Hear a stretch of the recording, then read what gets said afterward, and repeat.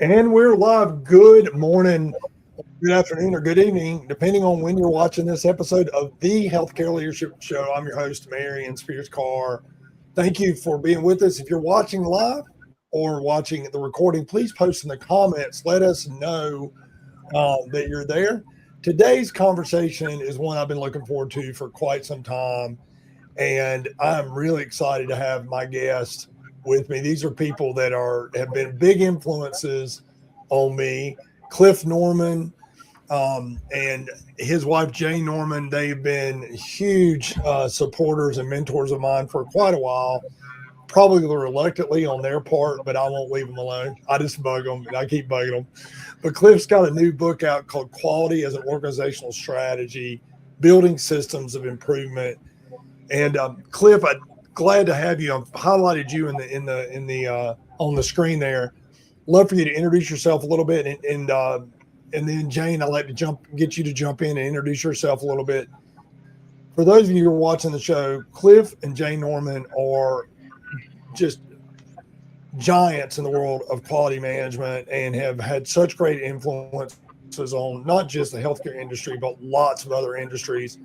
And I look forward to talking about his new book and talking about his work today. If you have questions, also post those in the comments. Cliff, love to get you to introduce yourself a little bit further, and then we'll introduce Jane and jump right into the conversation about the book. So Jane and I were both raised in the idea of quality control, all of that. Both of us are certified quality engineers through ASQ, and during the Japanese Revolution in the 80s, both of us were confronted with the problem of how do we improve quality and lower costs at the same time. And Dr. Deming was the one that actually mentored us through that, and that caused us to be called upon by our respective managements. I was working at Halliburton at the time, and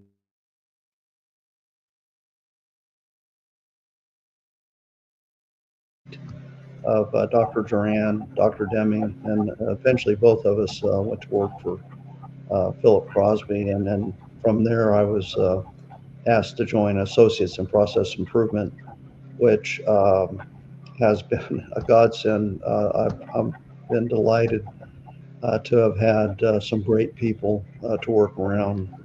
Lloyd Provost, Ron Moen, Dr. Tom Nolan, Jerry Langley, and Kevin Nolan. All of them were senior fellows at the Institute for Healthcare Improvement. And we spent quite a bit of time developing the Improvement Advisor program for the Institute.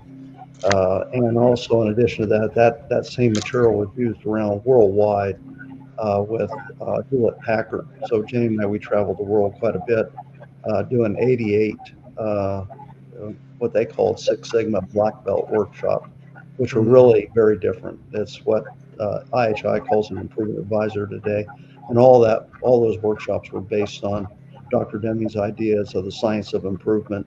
And we weren't interested in people focusing on tools. We were interested in them to understand the underlying theory and then use the appropriate methods and not just have it be a tool show. And so we spent quite a bit of time learning that and working with those issues. And so the problem that confronted our leadership in the 80s, came back in healthcare to how do we improve the quality of patient care and also lower costs at the same time. And QOS, Quality as an Organizational Strategy, is founded on that idea of how do we actually make quality part of our business strategy. So it's not a curiosity, but it's something we're doing on purpose to actually design and redesign a system so that we improve outcomes and also lower costs, which is huge. And Dr. Donald Berwick was a big champion of this at the Institute for Healthcare Improvement. Jane? Hi. Thanks, Marion, for including me. Um, I'm glad to have you, Jane. well, the quality is an organizational strategy. What I've always said is I was introduced to these methods in 1990. So I was in the food industry, and then I used the same methods in distribution. And then I was in all of these, I was an executive in an EHR system called Epic, only it was a small group called Ocean. We were growing from being nothing to a huge, national organization. And then we used it with Cherokee Nation and Indian Health Services. And I'm kind of the practitioner, although when I say that, Cliff always said what he did was I'm an author for one of our books, which is behind me, the blue one, and it's Transforming Healthcare Leadership. But it uses the QoS to get the results, and you'll find case studies, 3 case studies in there, one in Sweden, one in dialysis area, and I think the other one, it was Ocean. So anyway, I'm kind of the old hand that's gotten their hands dirty, and I think here's the difference. When we started using it, we took it out of the quality control department. The executives, the leaders, the managers ran it. We literally, in that food industry, instituted this in Puerto Rico, in a location that had never made money before. And in 1 year, they turned it around. So it's a powerful way of managing and getting people engaged, because people will be excited because they'll be able to contribute, and you show your appreciation. And it's just I can't go back to the old way of managing that I learned at Caterpillar. I have to look at everything. I look at everything through this lens. So thanks. That's awesome. And for those of you who don't know, I've been in this circle of Cliff and Jane for a very long time. And when the book that she's referring to was still in preprint version, I had an honor of reading a print copy of it beforehand, and my eyes were opened around it. So it's very much a part of the work that I've it's influenced a lot of the work that I do in the executive search. It's called the Healthcare Leadership, Improve Patient Care, Decrease Costs, Improve Population Health. And that was written with Dr. Michael McAbee and a whole bunch of amazing, smart people. But today we're talking about this book. Thank you, Jane, for showing that. This book right here, it's called Quality as a Organizational Strategy. And one of the things that I wanted to talk to y'all about, and particularly Cliff, you and I talked about this in the pre-show, is my audience is healthcare leaders from all across the country, now internationally, mostly in the space of healthcare delivery, be it hospitals, physician practice groups, or on scale, or even small organizations. And one of the things I really liked about the book, your book and your philosophy around quality, one of the things I've recognized and noticed over the years is often leaders look at quality management in the context of the work that they do as the domain of the people in the quality department or the quality management. To your point, Jane, you've taught first line managers how to use these tools to make improvement and make a difference in the organization. But Cliff, you and I have talked about the fact that this is really has to be embedded as a strategic component of the organization from the beginning. And I would love for you to kind of talk about why this book was written. And you and I talked about this yesterday. What was the problem you were trying to solve by putting this specific book together? So that's a great question. Love to hear about that. So, yeah, great question. And you've given me an opportunity to talk a little bit about the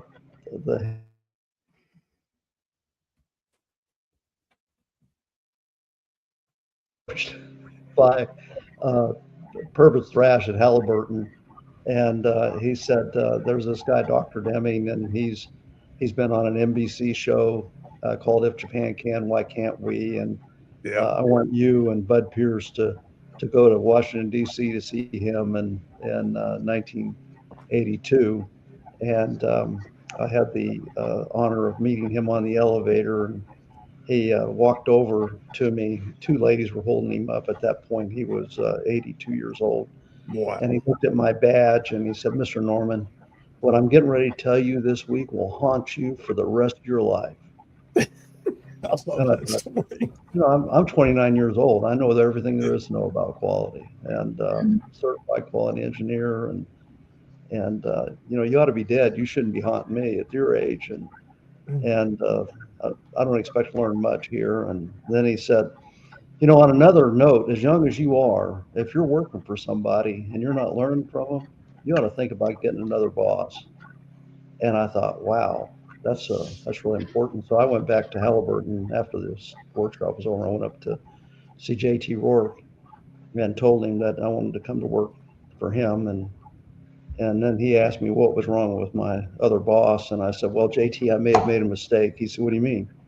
I said, well, Dr. Deming said somebody to get smart, that could help me. And if you don't know what's wrong, then I'm in the wrong room. I need to go get another room. He said, Clifford, I'll put a transfer for you on Monday. Wow. That's awesome. You weren't in the quality department. You weren't in quality at the time, right? But I didn't have to be a prisoner. But I want to go back to this QA/QC thing. Yeah. Because where Jane and I were raised and what they're all about is they have two jobs. They measure and report. And then all of a sudden the CEO of Otis Engineering in Halliburton, he looks at me and he says, Cliff, if this Deming stuff's any good, then you ought to be able to get down there and solve that $50 million raw material problem I have.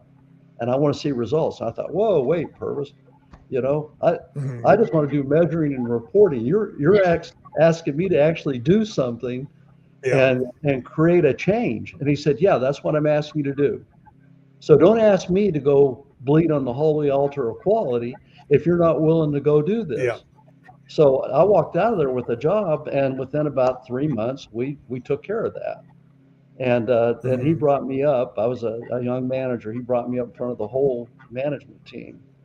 And he said, Cliff, I want you to sign this card. I said, Purvis, what is it? He said, well, it gives you $200,000 on your signature.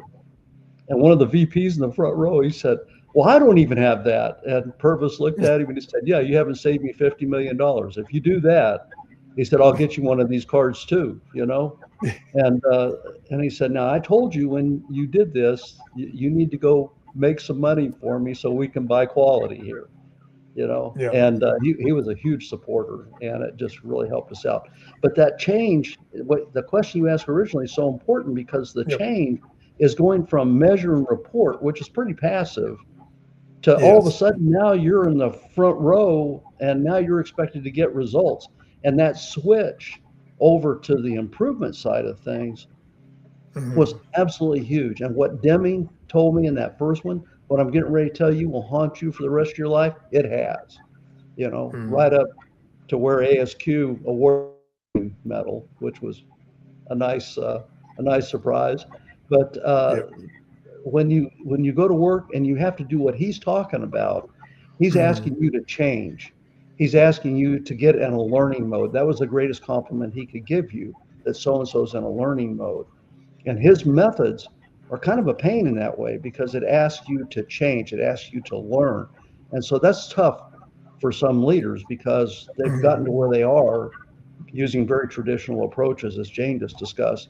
And this is asking you to start thinking about your organization as a system, to give up the blame flame and all the rest of it. And back to the second part of your question is what caused us to get involved in this? And our industry in the 80s, when that program came out of Japan Can, Why Can't We? Jane was losing market share at Caterpillar like there was no tomorrow to Komatsu tractor.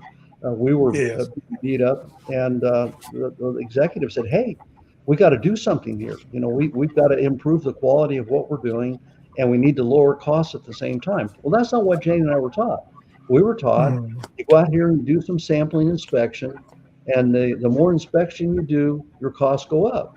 And Deming in that seminar said, no, not if you improve a system. If you improve a system, the quality goes up and the costs go down. And I'd never heard that before. And I showed Dr. Deming my 105 at that time, 105B sampling card. It's up to G or H now or something. But I said, well, I thought God created this. He said, no, I know the people that created that. They created that to put people like you out of work. Now sit down, Mr. Norman. We got a lot to learn this week.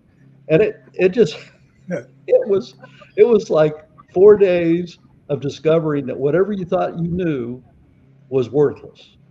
And now it's time to start over. And it was frightening. I'd like to interject something here too. Yeah. When Cliff was talking about Deming, when Deming would give his 4-day seminars, he didn't give people methods. He didn't tell them how to get it done. And the API people that Cliff, the improvement guide people are the API that Cliff is part of, Associates in Process Improvement. They were his inner circle, I call it. They were there assisting him. But they saw that people didn't know how to do that. I want you to include system thinking. Well, how do I do that? What do? Do you have any tools? No. You need to understand variation. Well, he had the Shewhart chart, so a lot of times that became the thing that most people related to him. If he talked about how people learn, if you think about the Plan, Do, Study, Act, study, not check. The Plan, Do, Check Act is over on the audit side. We're checking for conformance. Plan, Do, Study Act is the scientific method with the addition of act. That's how people learn. So when you look at profound knowledge, it has system thinking, it has understanding variation, it says helping people learn. And then the fourth part is the psychology, and he didn't understand that. He actually used McAfee. That's why we ended up with McAfee. But he did recognize that people had pride in their work when they could contribute, and when they were appreciated for that. And there's all sorts of studies out there. Well, I think we were talking about it yesterday. What percent of people are engaged in their work, Marion? So Gallup, most recent Gallup study, we talked about this, and this is one of the areas that I'm working in as well in terms of the research that we're doing with the work in healthcare organizations. Gallup, the current study, 2024, the most current study in the world, only 22% of people are engaged at work in the entire workforce internationally. 22%. And the number that really blew my mind too, so 22% managers in across industries, this is enterprise wide, and every industry have an engagement rate of 18 to 30% max. Think about that. We have managers, frontline managers across industries that at the best are 30%. 30% of those are engaged in the work that they're doing. And the number's probably more like 18 to 20. So that is parallel to the workforce. So I would love for you to talk about that, because that's if we have a workforce, and in healthcare, I haven't seen the actual specific numbers, but the numbers are very similar. They're in the 26% range, right? They're in that range. If we only have a workforce where 25%, one out of four people is engaged, we've got a massive problem. So talk to Cliff or Jane. Talk about how this is so critical to talk about. What you and Jane were just discussing is so important, because it was a side effect. We didn't see it coming. We were so busy trying to survive and increase the quality of our products and services in the United States.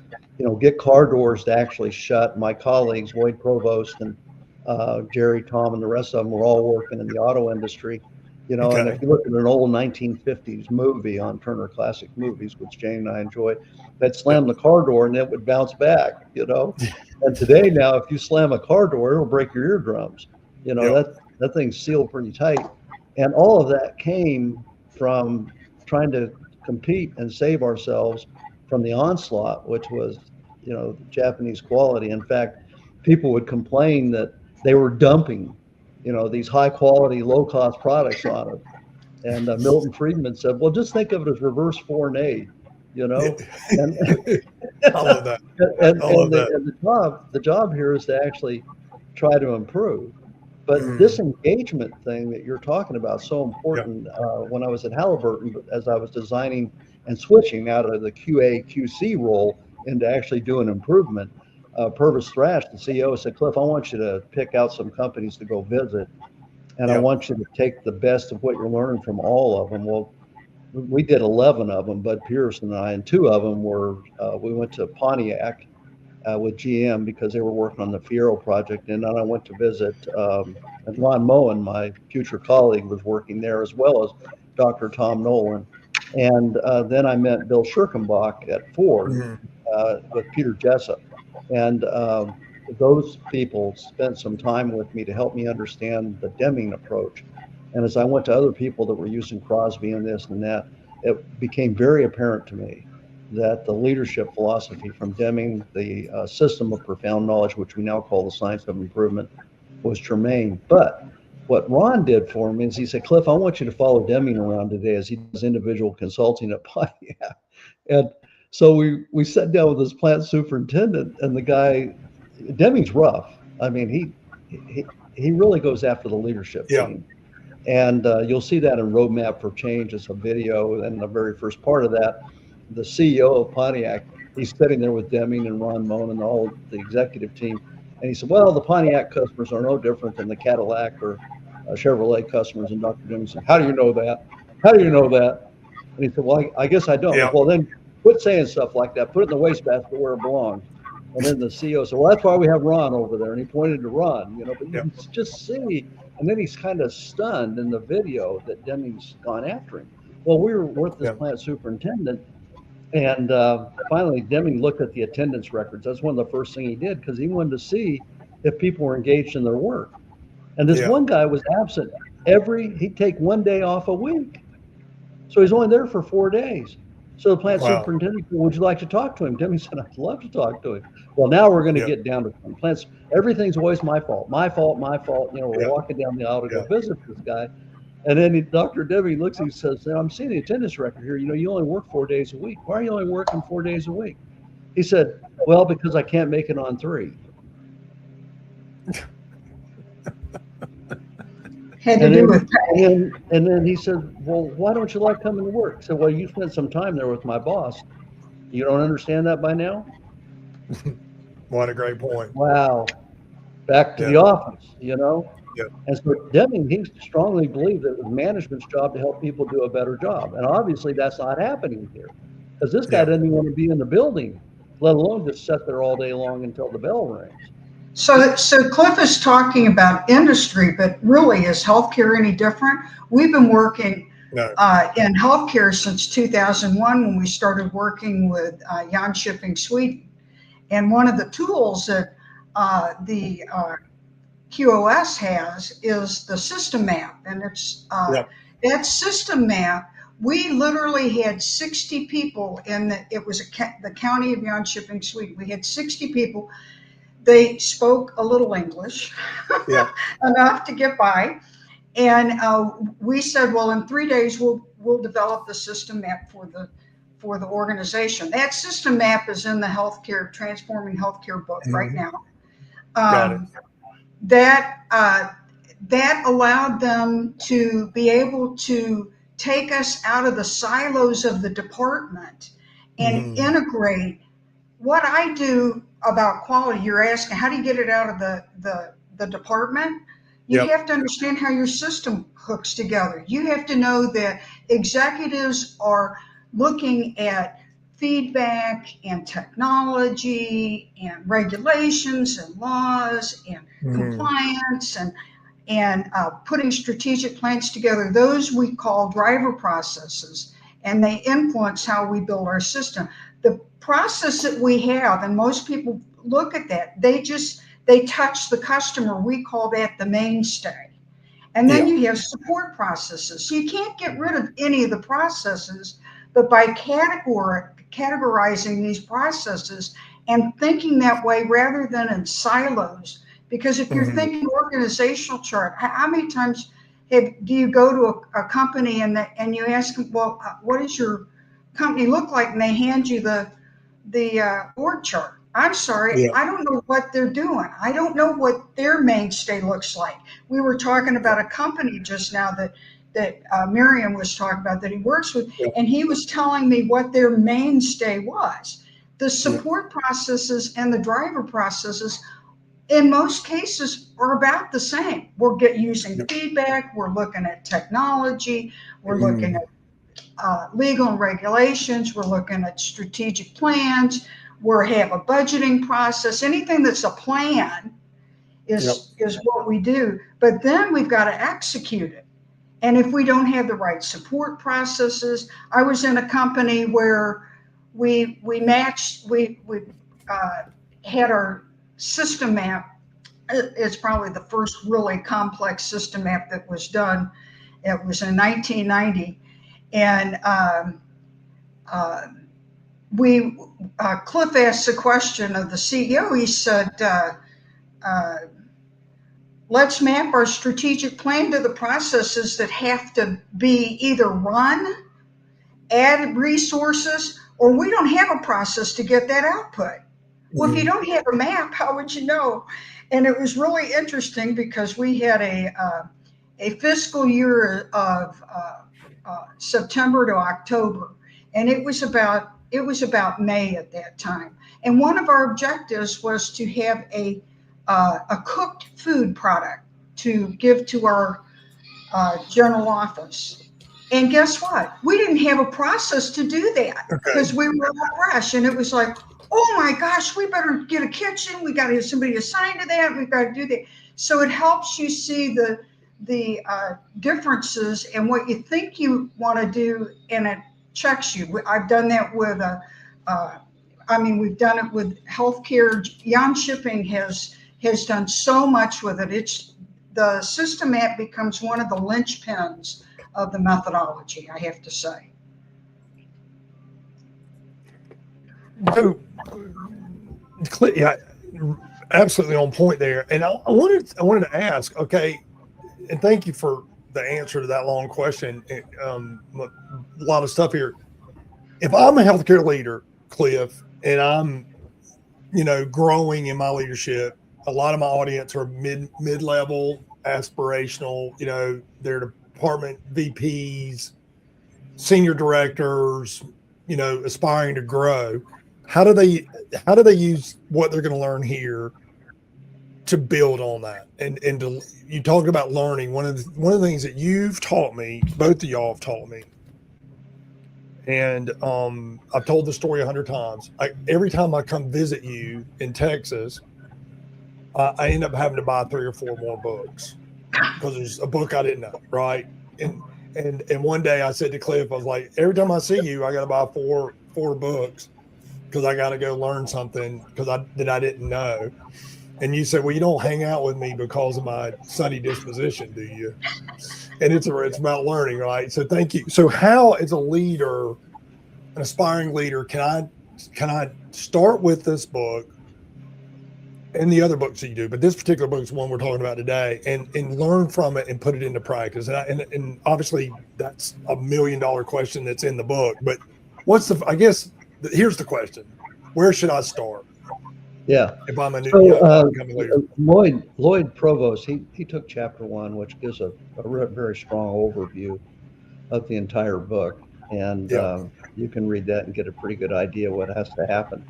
And then the 5 methods that are in there that they call the 5 activities, that came right off of Dr. Deming's organization viewed as a system that he gave the Japanese in 1950. And it said that, here's the system, and the system should have an aim, a purpose, should have measures of that system. It should be able to get information internally and externally so leaders can take care of customers and act on things that are going on internally in the organization. And then they need to be able to put together a strategic plan to actually make improvements on purpose. And unfortunately, that's not what most people do. What they do is they get problems during the day and they chase those around. And then, all of a sudden you look at the executive team and it starts to look like little kids playing soccer. Wherever the ball is, that's where they are that day. And then somebody kicks a new problem into the room and then they all chase that around for a while. And this is totally different than that. This is very proactive. As Jane just gave the example, once you have the systems mapped there, you got all the processes that are 99% Yeah. of the work in the organization. Then all of a sudden you can align that system to accomplish the strategic objectives in the organization. And leaders are responsible for that. And then we have to execute. And so the book that Jane has behind her, The Improvement Guide, when we wrote that in 1996, we developed the model for improvement. Mhm. And all of these methods, as Jane just hinted, with the Deming seminar, we would sit in there and help Dr. Deming with his 4-day workshop. And the people would come out of there Mhm. complaining that, he's given us the theory, but he hadn't given us the method. In fact, one brave soul actually asked that, with 900 people in the room, and said, Yeah. Dr. Deming, you've given us the theory, but you haven't given the method. And he'd say, well, if I have to give you the method, then you'll need to send me your check. Because he felt like that was their job, Yeah. And the API took that very seriously, and they took Yeah. his organization viewed as a system, and the 5 methods that are in this Yeah. book come right off of that systems map. And that's what makes this so different, because everybody, Drucker and everybody else, well, you should have a purpose, the organization. Yeah. You should have, you should learn from customers. You should do this. You should have a plan, all that. But nothing ties that all together. And Dr. Deming did that for us. He tied all of that together into a system. So the leaders, when they're actually working on that system, to start to build it, and that's the subtitle of the book, Building a System of Improvement to actually make improvements on purpose. And so you go in there, and in chapter 1, there's a grid, a table at the end of that says, how do I currently look? Where am I relative to this system? And it's tough to get like a 4 out of 10 on that thing. If you got a 4 out of 10, you're skating backwards already. And we've had executives take that survey at the end of chapter 1, and they're depressed. And Lloyd and I'd look at them and say, no, you guys are really doing a good job. You're doing good. The 2s and 3s up to 10. All of a sudden there's a gap from 4 to 10, and they can all see it. And then that becomes their roadmap, Marion. That's I think that's the shortest answer I can give you. But the thing about Deming, and he's kind of a pain in this way. He's asking you to learn as a leader. He's asking you to change, and it's a struggle when you get into that, and all of a sudden you realize that what you've been doing is causing harm. You've been using the attribution error, blaming people instead of the system. And as Dr. Deming would say, 95% of the time it's coming from the system, and it's not because 2 people are rubbing their hands together saying, I want to create a calamity today in here. And that immediately, once we have the systems map there, it reduces the blame. All of a sudden we say, okay, well, what happened in the system? So we start studying that and understanding it, versus a vice president I worked with at Halliburton. He said, well, Cliff, and he'd take out the org chart. He said, this is an old so-and-so's bailiwick right here. So go talk to him. So see, I was on my way, propelled by my VP, to go issue the blame. And but when you use a organization chart, it will cause you to blame people. If you use a system map, you see how the processes fit together or don't, what the mismatches are.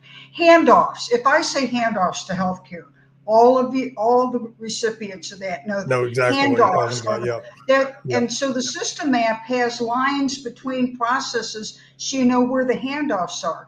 And when we've mapped it, there's a couple things that you can do with it. There's some a system map that's in the book that they could take. It doesn't have to be perfect, and start looking at what what are you doing today, and how is your week going, and check on those areas, the boxes. I call them the apartment buildings, the general, not the individual processes, but where am I having issues, and where are the patterns? Where does this always come from? Oh, the care plan, or the follow-up, or the scheduling, or whatever it is. What's doing that? Where's my mismatch? Or I have documentation issues. I got to make it easy to do the right thing and hard to do the wrong thing. Oh my gosh, this process makes it easy to make errors. Oh my gosh.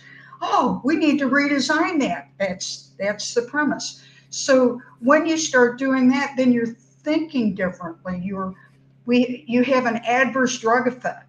You start thinking about the system contributors to that, and then you go see what happened here. Oh my gosh.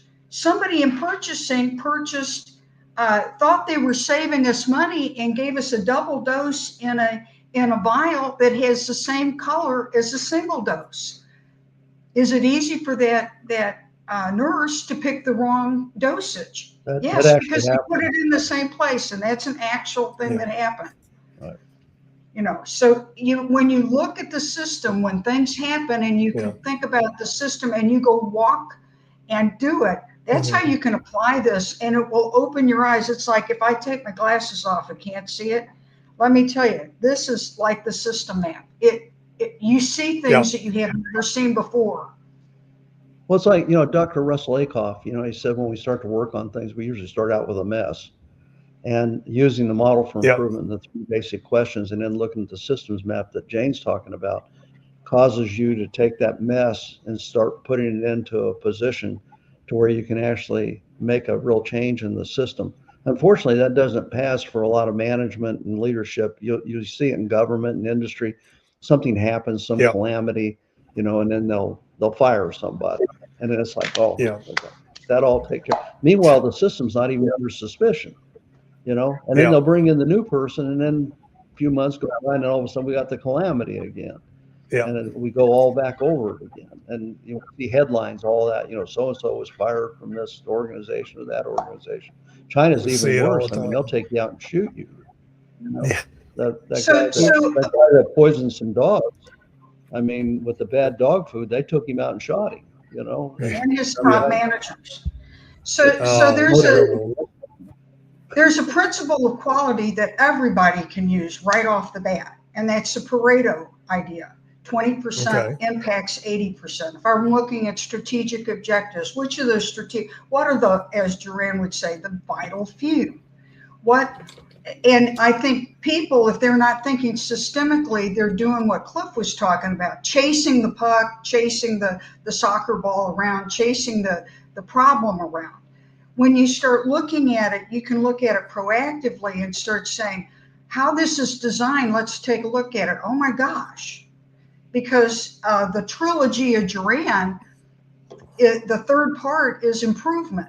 So that's when people get engaged in improvement, they have ideas, but they haven't been given permission to do anything. They're supposed to conform, especially in healthcare, and especially because of accreditation. So when you do improvement in healthcare, you have to go back to the policies and procedures and make sure that they're linked together to sustain it.